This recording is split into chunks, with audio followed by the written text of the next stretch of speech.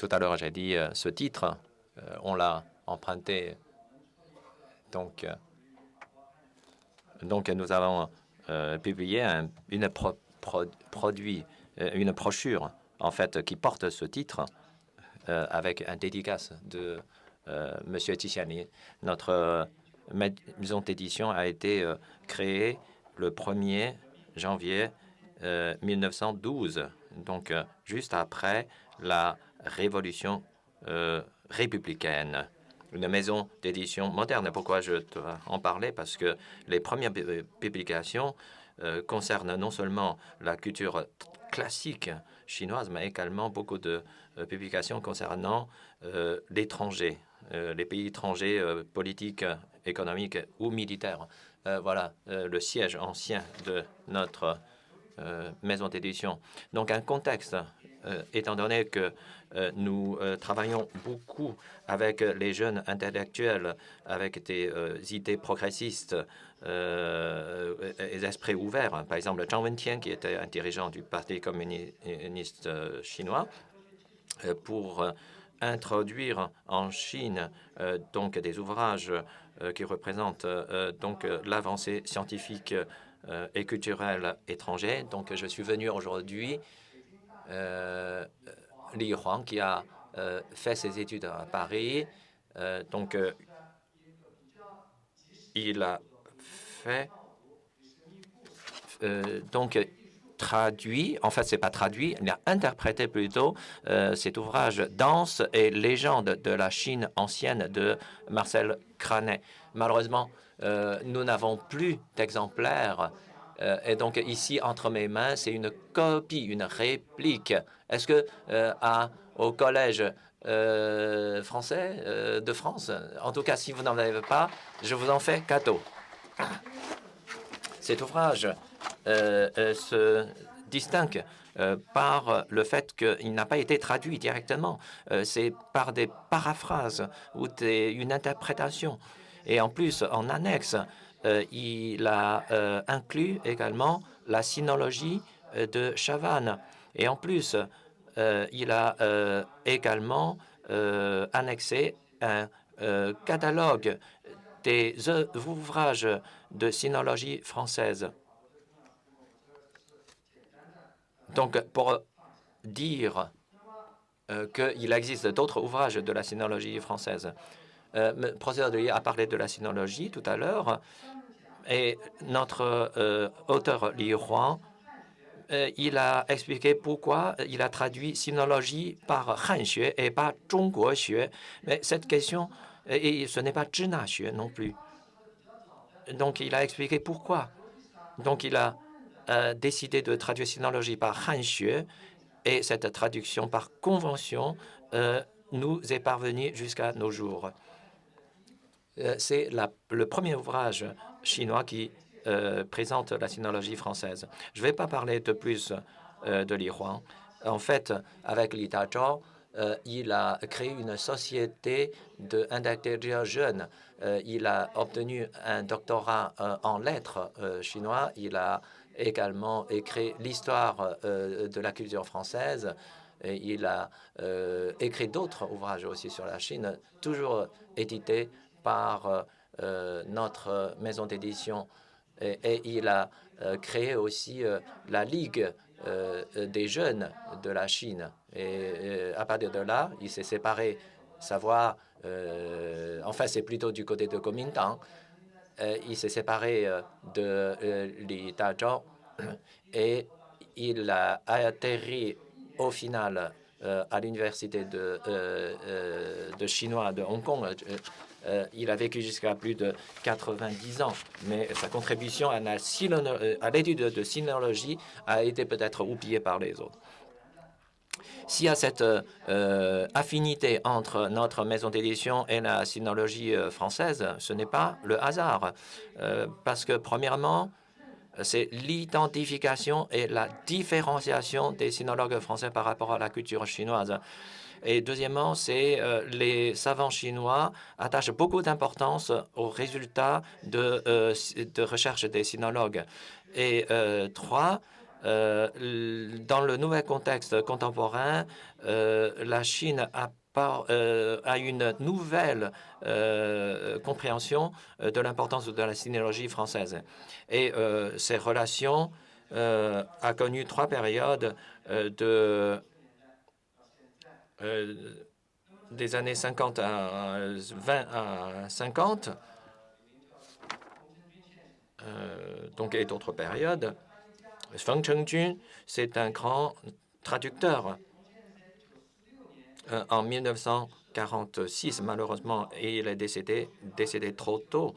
Il a fait ses études très tôt en Chine et en 1911, il a eu un doctorat en droit et il est entré au Collège de France et a eu beaucoup de contacts avec Chavannes et Rémusat. Mais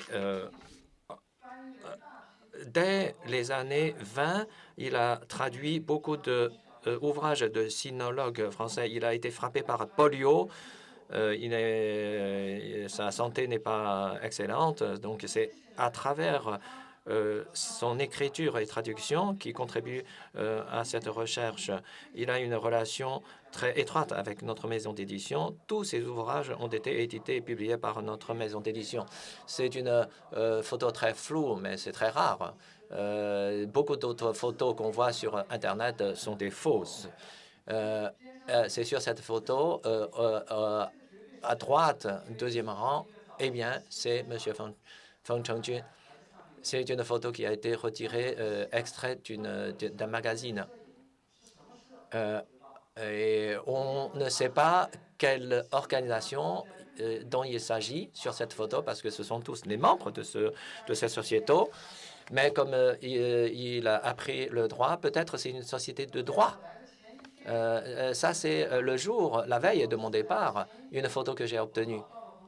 J'ai mis la main sur à sa petite fille, c'est un spécialiste de Kugong, et elle a découvert cette photo prise en 1936. Au milieu, c'est M. Feng Zhongju et sa femme.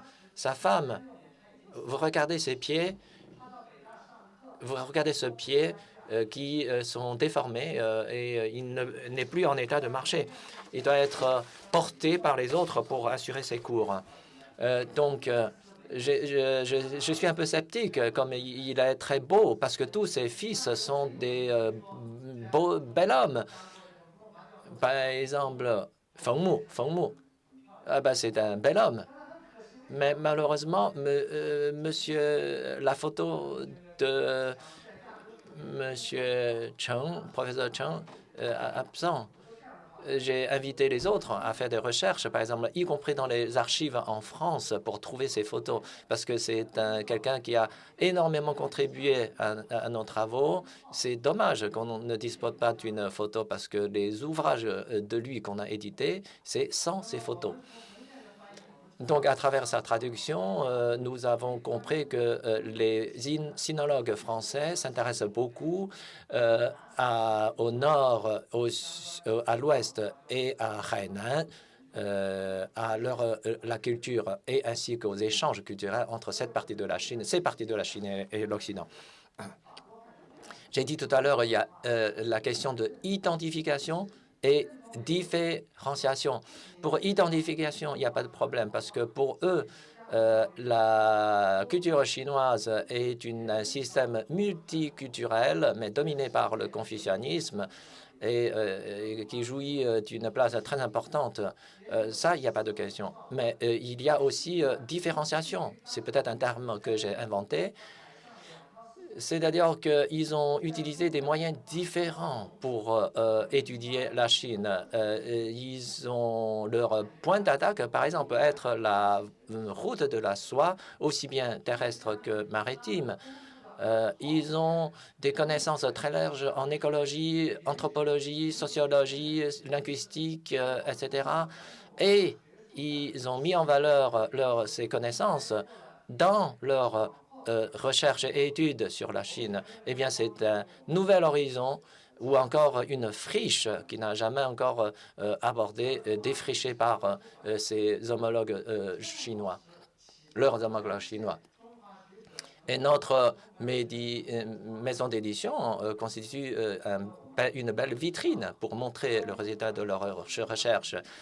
On ne peut qu'évoquer donc les deux fondateurs, le fondateur des deux maisons d'édition, Shangwu Yinshuguan et Zhonghua Zhujian. Nous sommes tous originaires de Zhejiang. C'est pas pour faire l'éloge des gens de Zhejiang. Moi-même aussi, je suis de Zhejiang.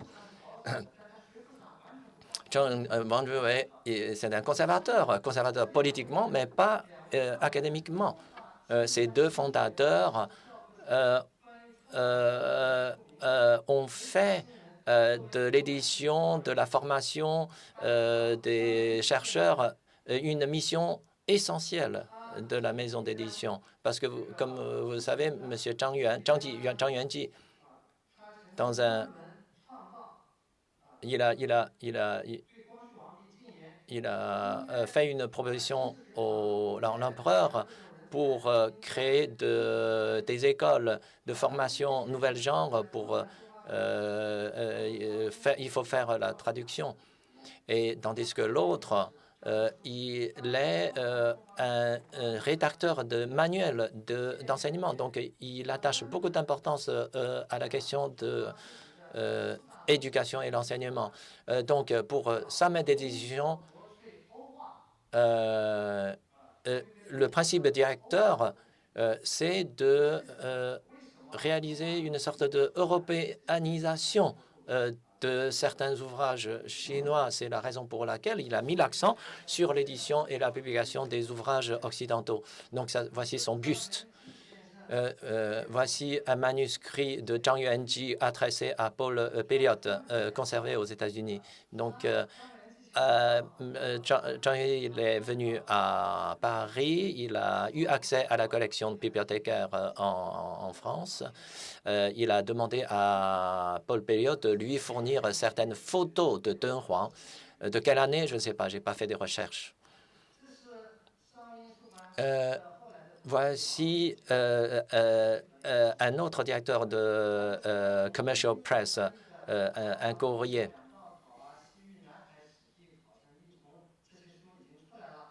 Pour faire part de... enfin, c'est adressé à Paul Pelliot pour dire que ses ouvrages ont été publiés et il les a envoyés à Paul Pelliot accompagnés de cette lettre. Après la Révolution, après la Libération, en fait, Zhonghua Shuji a déménagé et s'est installé à Pékin. Et on a décidé que cette maison d'édition doit se consacrer uniquement aux œuvres académiques ou portant sur l'histoire. Mais Feng Chengjun a été toujours édité par l'autre maison d'édition. Donc, la maison d'édition de Shangwu Yinshuguan a fait la décision de transférer toutes les planches anciennement utilisées à notre maison d'édition, à Zhonghua Zhuji, parce que ces traductions consistent un bon support pour former les nouveaux spécialistes et pour faire connaître le résultat de recherche de sinologie étrangère. Voici quelques traductions. C'est le récit de voyage de Marco Polo. À gauche, c'est la nouvelle édition. De 1955 à 1958, ce sont autant de nouvelles éditions qu'on a réalisées entre cette période. Voilà, donc autant, donc autant de publications donc de Zhonghua Shuji. Je dois surtout parler de cette étude sur l'Ouest et Nanhai, la mer septentrionale, Feng Chengjun, de la part de Chengjun. Et puis après, on a regroupé tous les écrits de M. Feng Chengjun en 5 volumes et publié en fait pour arriver à 9 volumes au total.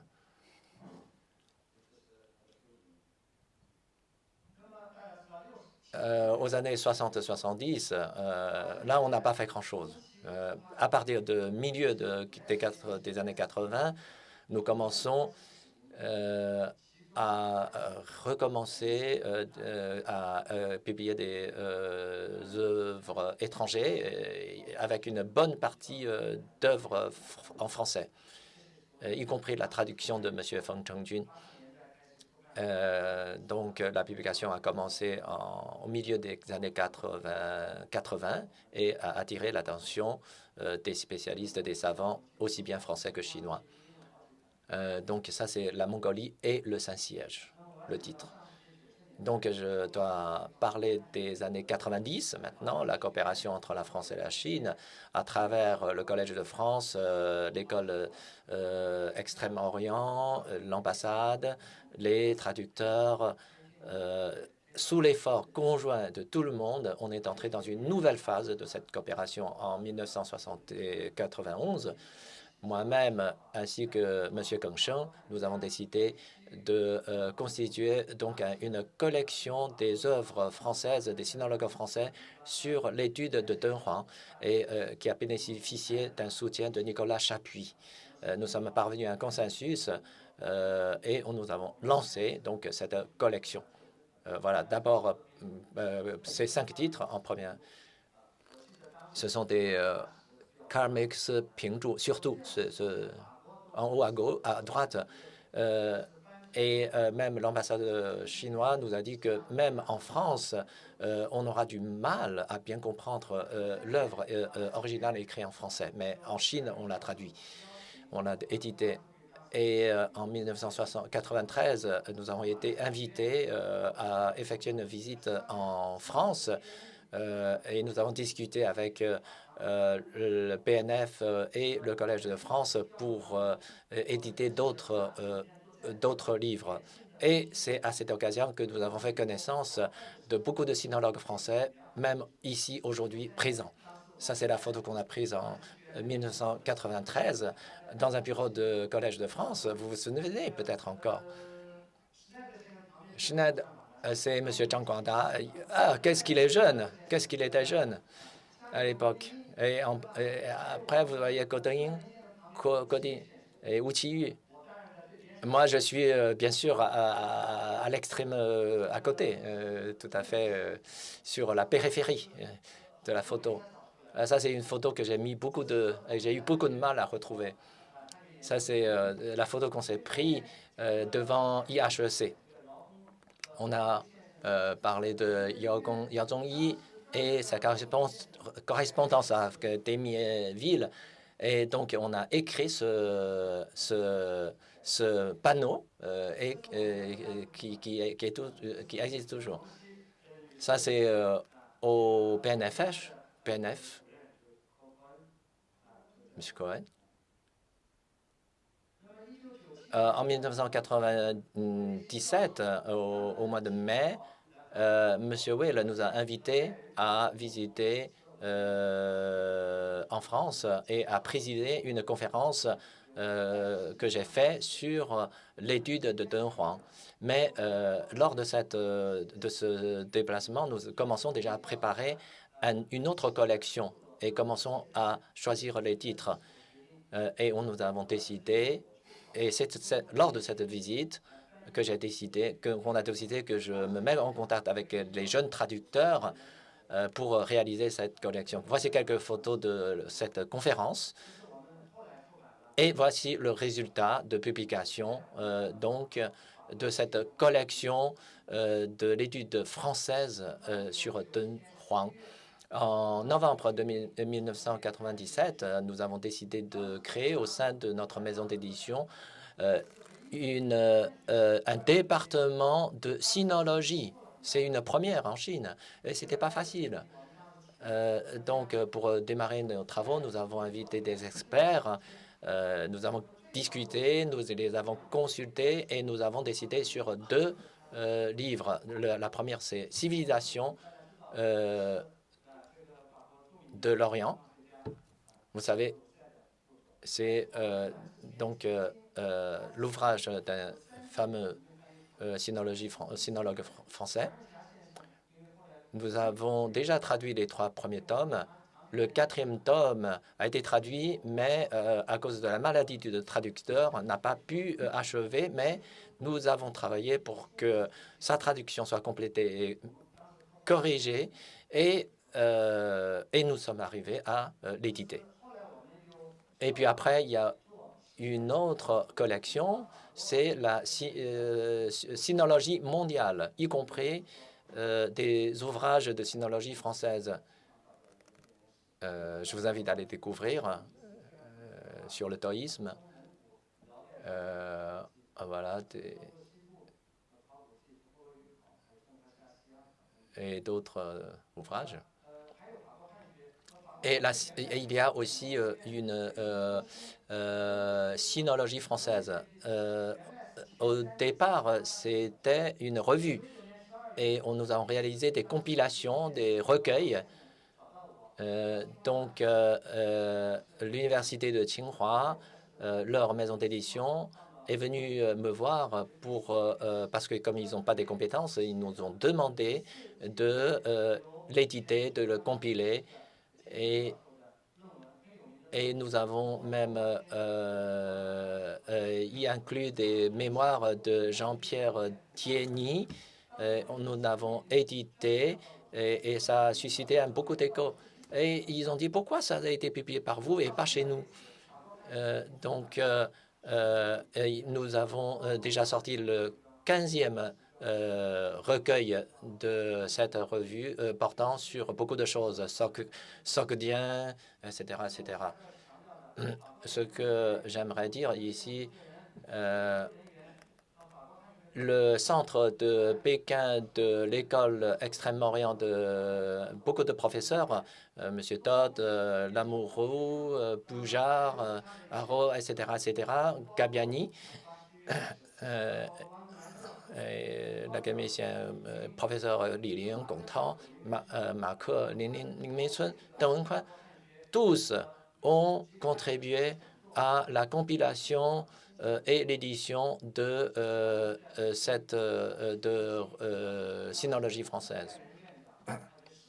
Voici lors de sa visite du centre de Pékin de l'école Extrême-Orient française. Voici Monsieur le professeur Li Ming au travail.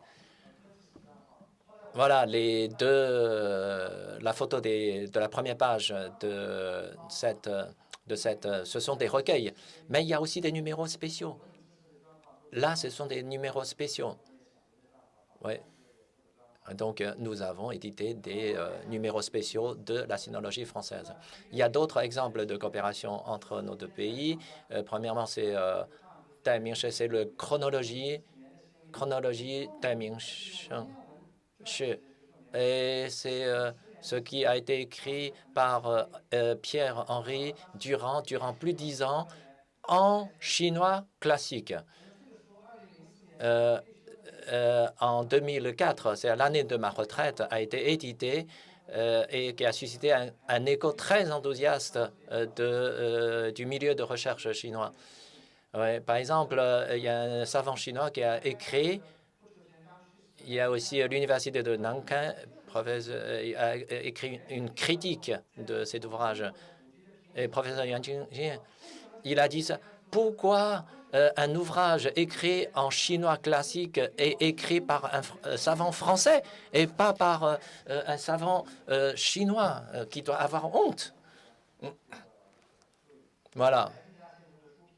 Ça, c'est le critique qui a été publié sur Combien je bien. Ça, c'est moi avec Monsieur Durand en discutant donc ce qu'il faut faire de son manuscrit. Et un autre exemple, c'est des enquêtes sur les ressources hydrauliques en région montagneuse de Shanxi et résultat d'une enquête sociale. Et beaucoup de professeurs ont participé c'est réalisé bien sûr par le sinologue français, un sinologue français. Donc, dans cet ouvrage, ils ont mis en œuvre leurs avantages en termes de sociologie, d'enquête sur terrain et les méthodes de recherche. Et pendant leur travail, ils n'ont jamais cessé d'échanger et consulter leurs homologues chinois. Ça, c'est quelque chose de très bien. Voilà, ce sont quelques volumes de cette collection. Le troisième ouvrage, résultat de notre coopération, sous la responsabilité du professeur Pierre-Étienne Will, c'est un index, un catalogue des ouvrages de la dynastie des Han, collection du Collège de France, dans la bibliothèque du Collège de France. Et il y a des choses qui sont même méconnues par les savants chinois. Ils ont, avec ce catalogue, ils ont fait une présentation des éditions rares chinoises. C'est grâce à ça que nous avons eu connaissance. Voici quelques photos à droite. C'est des copies de contrôle. Il y en a 33. Il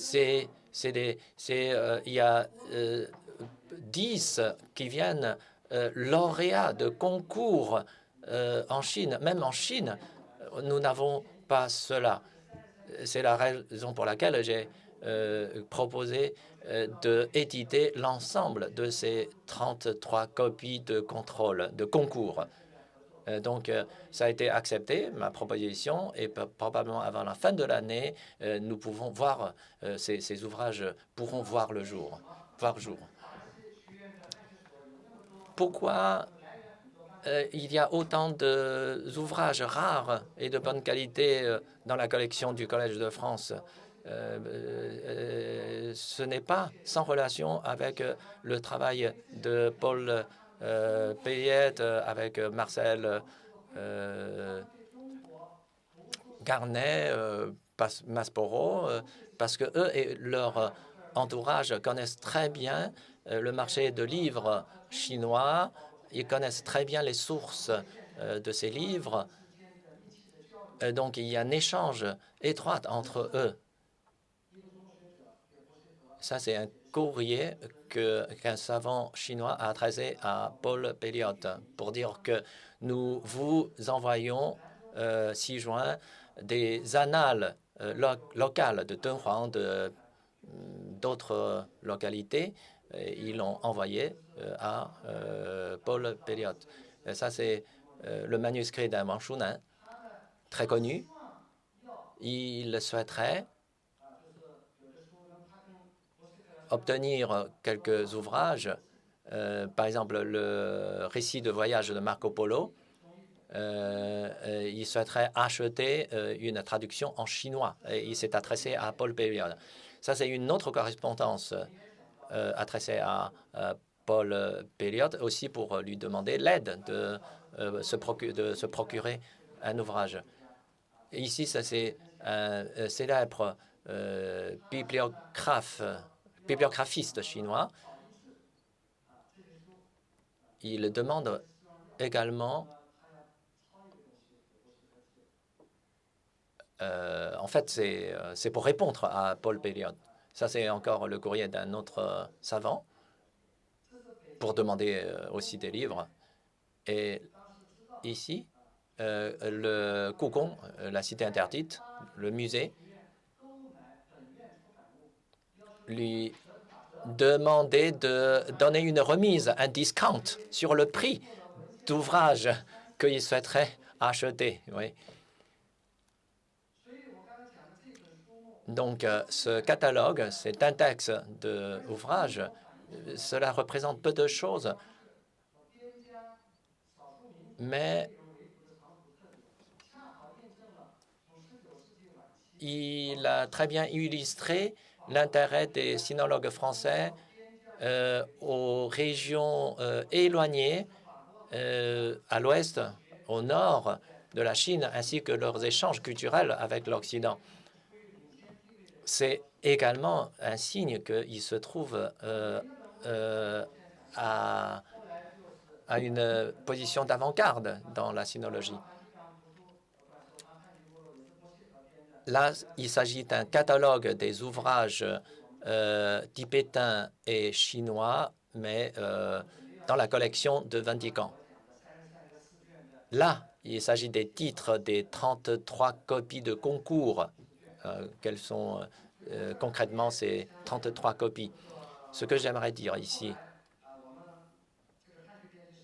notre département de sociologie dans notre maison d'édition a bénéficié d'un grand soutien de la part du professeur Zhang Xiping.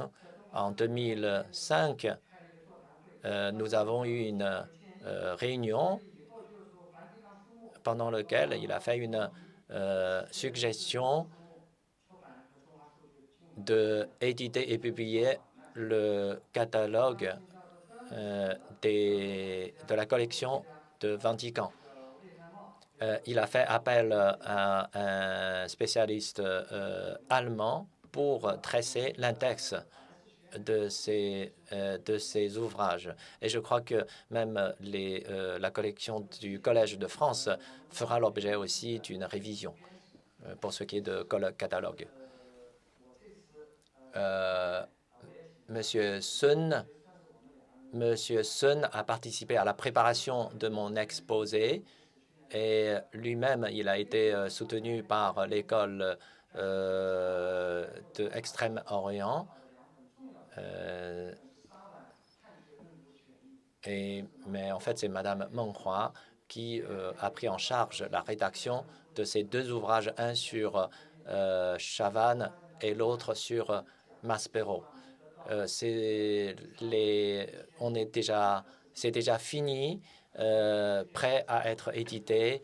Nous souhaiterons collecter donc la signature du sinologue français. Voilà, l'exclusivité a été donnée à Zhonghua Shuju. Il y a 12 ans, professeur Zhang Guangda a fait la proposition d'élargir le domaine de notre édition, c'est-à-dire on doit aller au-delà de la sinologie pour aller dans l'histoire de la France, parce que la sinologie française est étroitement liée à l'histoire de la France. Donc, il faut inclure certains ouvrages de l'histoire également dans le périmètre de notre travail. Donc, je me permets de faire plusieurs suggestions ici. C'est-à-dire, nous renforçons notre coopération. En fait, un mécanisme permanent d'échange, échange de critiques, échange de catalogues, d'index des ouvrages pour que nous soyons toujours avec le temps. Nous avons 3 revues, c'est la Sinologie mondiale, la Sinologie française et le manuel de